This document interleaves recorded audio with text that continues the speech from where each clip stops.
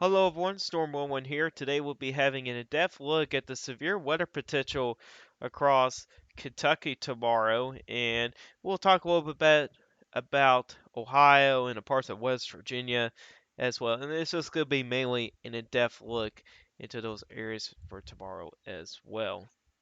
So let's go and get started with the SPC Outlook. So this is for today. We got two enhanced risk areas. There's one in parts of eastern Kansas and another one for parts of central and western Missouri. And there's a tiny enhanced risk area for parts of most of northern Illinois into a couple counties in the far northwestern Indiana.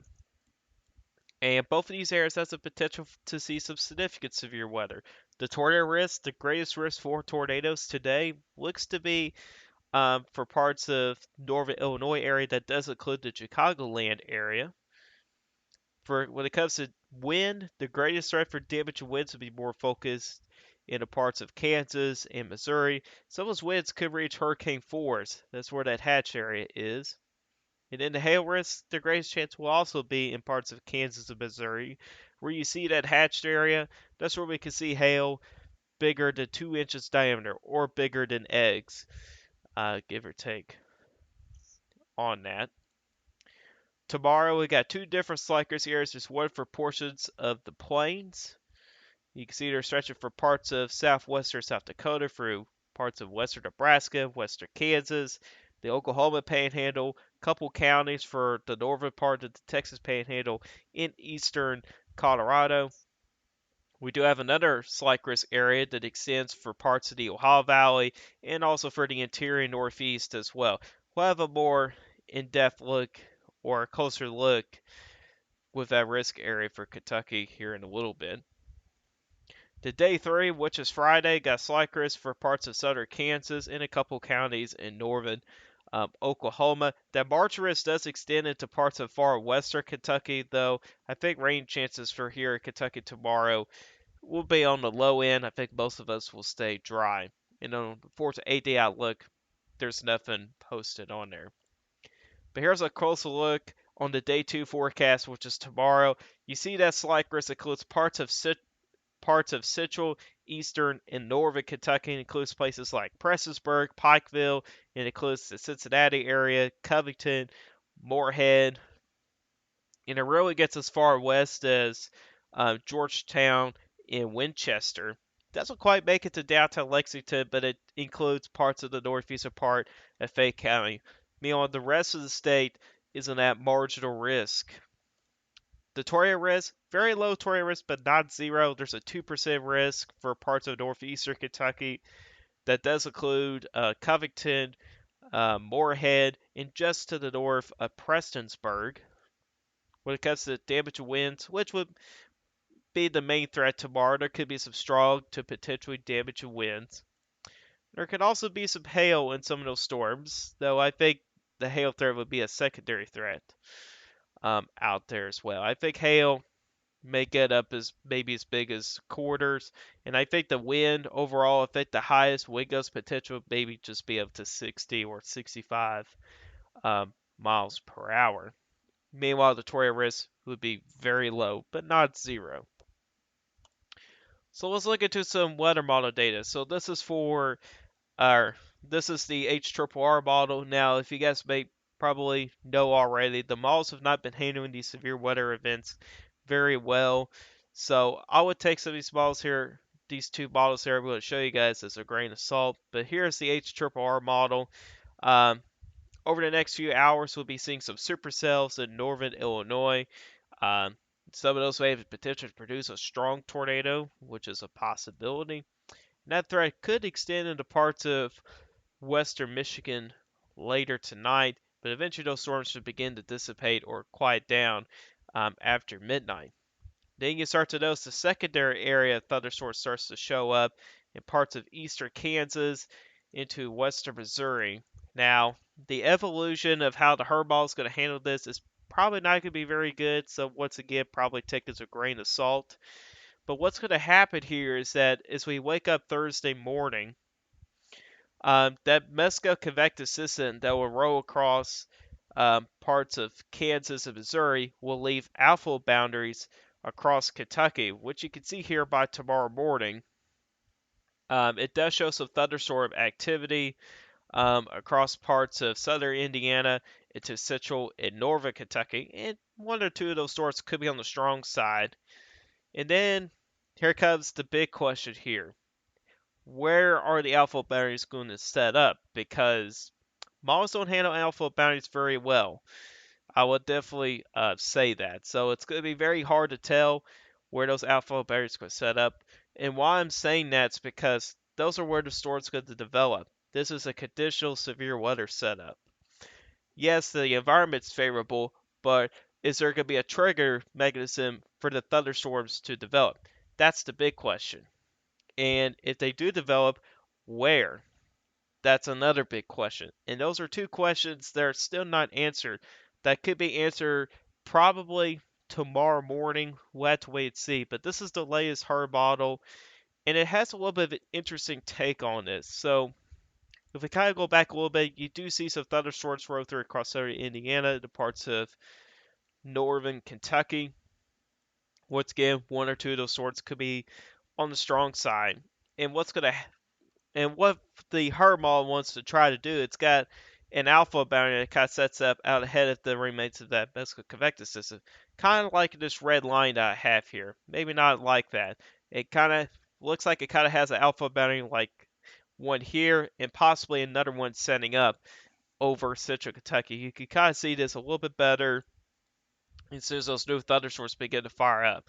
Now that will make things a little bit more interesting for Ohio, though with a scenario like this could actually make the risk lower overall for parts of Ohio, West Virginia, because the storms will be coming in a little bit too early. So the atmosphere won't have a whole lot of time to get to that maximum destabilization, which is typically in the late afternoon to the early evening hours. Meanwhile, some of these thunderstorms could arrive as early as late morning to early afternoon. So but even with this scenario here, even though the risk would be a little bit lower, there could still be the possibility for a couple strong severe storms out there. But look what happens back into central Kentucky. While this vesicle convective system moves into parts of Pennsylvania later in the evening, we still have this outflow boundary that sits across Kentucky, mainly over central Kentucky. And with the upper level winds go for a northwest and southeast, it's a possibility that some of these storms could train over some of the same areas. And some of these areas here do not need rain. We already have quite a bit of rain here in central Kentucky, so we really don't need any more rain. But if this were to verify, and that's a big if, this could be where the greatest potential for some strong severe storms could be located. And that's if the HERB is correct, which honestly, it's not going to look exactly like this, but it's definitely not impossible either. There could be other scenarios that could potentially play out. So it's definitely um, something to watch here. You can see there that could continue on for a few hours. And that's at least what the Hermal wants to show here. All right, let's check out the high-res NAM.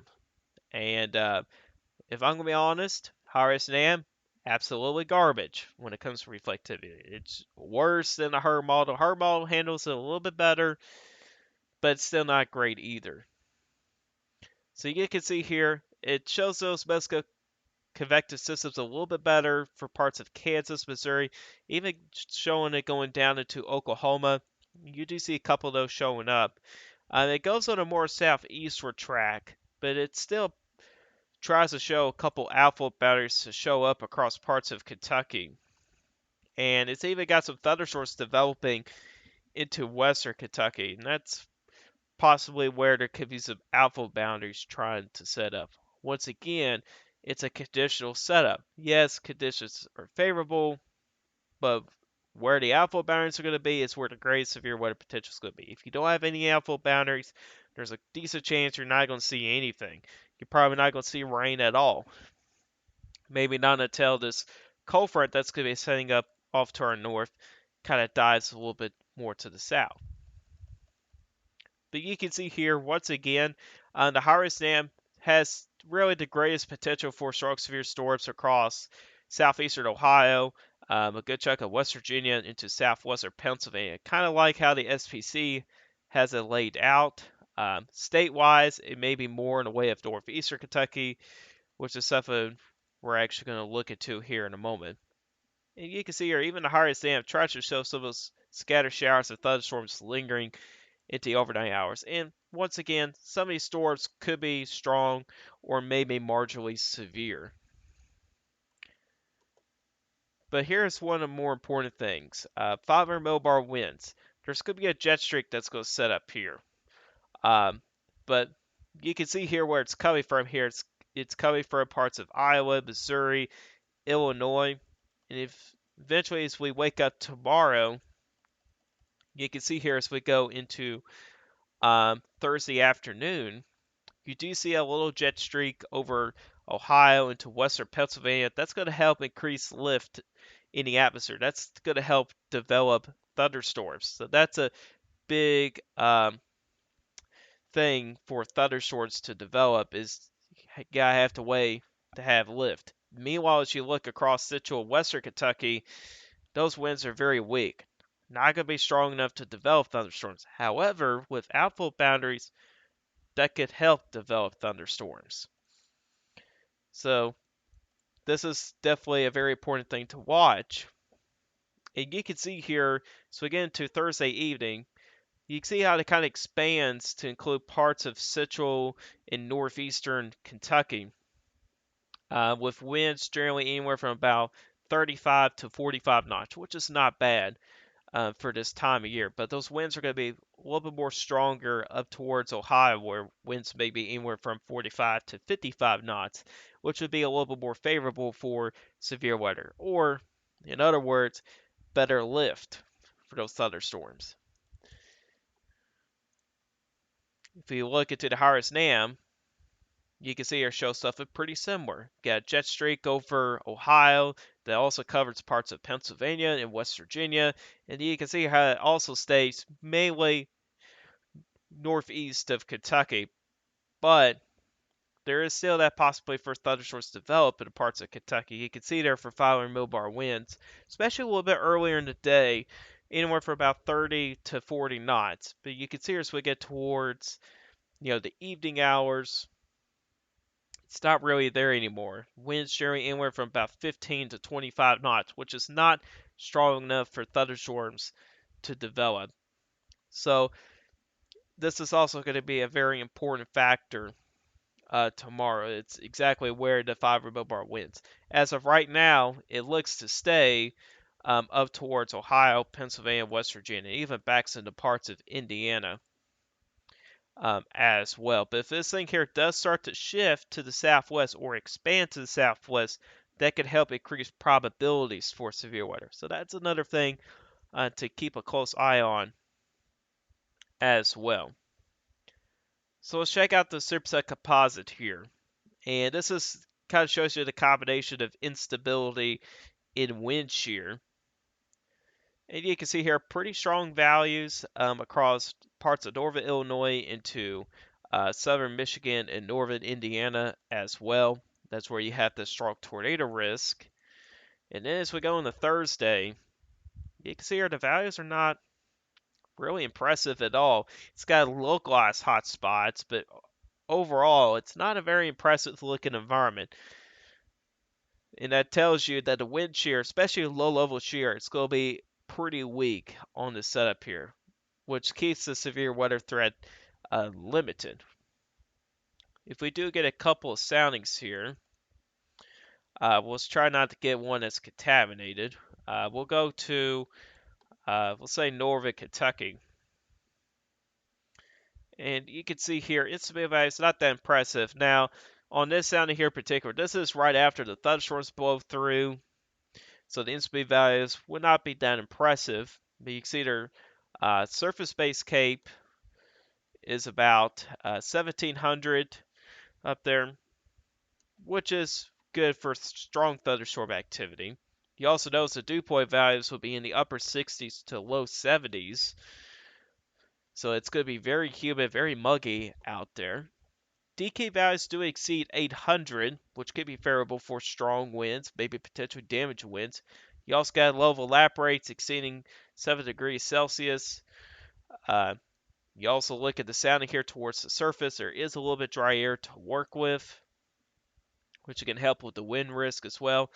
You also do have a little bit of an elevated mix layer, which could help bring in some stronger updrafts, can help to increase the hail risk just a little bit. And then one of the more important ingredients, wind shear. You'll notice that the low of a wind shear is generally weak, which is going to keep the tornado threat very low. Uh, Now, when we're talking about tornado risks, we're talking about a quick spin up tornado, weak. It's not the best. It's not a very good environment for tornadoes, anyway. Uh, but you also see here upper level shear is stronger, which can lead to some thunderstorm organization. Keeps the thunderstorms organized. That can help maintain the thunderstorms as well, and that can also help increase that risk for some strong to severe thunderstorms. And then you look at the hodograph. There could be some supercells like characteristics out there, but I wouldn't really be concerned about supercells out there tomorrow. I mean, wind shear overall would be on the weaker side, so I wouldn't really worry about the tornado risk tomorrow, if I'm going to be honest. And you do see here there's some hot spots where you got elevated SDP values. Now, if we don't see any thunderstorms out there, the atmosphere will be pretty unstable. Could be anywhere from about as low as 2,000, could be as high as 3,000, or maybe up to 3,500. So this is out in western Kentucky. And the HART model likes the idea of having a little bit stronger wind shear, and that's something to monitor. If we start to see an increase of stronger 500 millibar winds, that can help increase that risk for severe weather. But also, you see here the level shear is very weak, so weak that I would highly doubt that tornadoes would develop in this environment. You also see the hodograph, the curve is just extremely small, not good for supercells. Once again, I really wouldn't worry about the supercell potential tomorrow. I think supercell potential tomorrow will be pretty low. Um, but if you look at other ingredients like decape, it exceeds 1,000. Uh, Good level lap rates. Mid-level lap rates is very weak, which can limit the severe weather risk just a little bit. Cape values look good, up to 2,500 when it comes to surface-based cape. You got a pretty good elevated mix layer, um, above 700 millibars, which could help increase the updrafts, maybe help increase that hail risk. So, given by the sounding here, this could be favorable for some hail and maybe strong to maybe potentially damage winds. But once again, it just depends on if the thunderstorms are going to develop here. If it doesn't, you're probably not going to see anything. So, and you can see here, you still got some of those hot spots there. So you kind of go through the evening, uh, where areas may be locally a little bit more favorable for severe weather, but that's just really impossible to tell um, at this range here. Let's check out the high-res NAM for the SCP values. And you can see there it's got the better environment over parts of southeastern Ohio, northeastern Kentucky, most of West Virginia into southwestern Pennsylvania. Values ranging anywhere from about 5 to maybe getting up as high as a 7 or 8, which is good for severe weather and supercells as well. If you were to look, get a sounding out there, you can see there wind shear values, at least level shear is not very impressive. It's generally on the weaker side, but upper level shear though is in the moderate side. That's where you get those stronger 500 millibar winds, which could help increase that severe weather risk. However, when it comes to tornadoes, once again, level shear is very weak. However, there is a wind direction of high tier. At the surface, winds are due south. If you go up 850 millibars, it's for the southwest. So you do have some wind direction with high, but once again, those winds are generally are pretty weak. If you look at some other ingredients like decape, at least from the higher stand standpoint, it's not that impressive D-Cape, there is some stronger low of lap rates. Middle of lap rates, it's decent, but also more notably, instability is much higher. 3,700, maybe getting close to 4,000. I don't think we're going to see 4,000 joules per kilogram instability up there tomorrow, but maybe maxing out somewhere around 3,500, perhaps. And that's if you make it to daytime heating before the storms arrive. If the storms arrive earlier, the atmosphere is not going to be nearly as unstable. So West Virginia, not a bad environment. You can see those SCP values really back off as you get into central Kentucky. If we were to get a sounding into parts of northern Kentucky, you can see their wind shear values, especially low shear, is very weak, not good for tornadoes. There would be no tornado threat with a sounding like this. But if we look at some other things like instability, once again, pretty high. Almost 4,000 joules per kilogram of surface-based CAPE is what the highest dam has it. D-CAPE is up to 1,200. That's variable for strong to potentially damaged winds.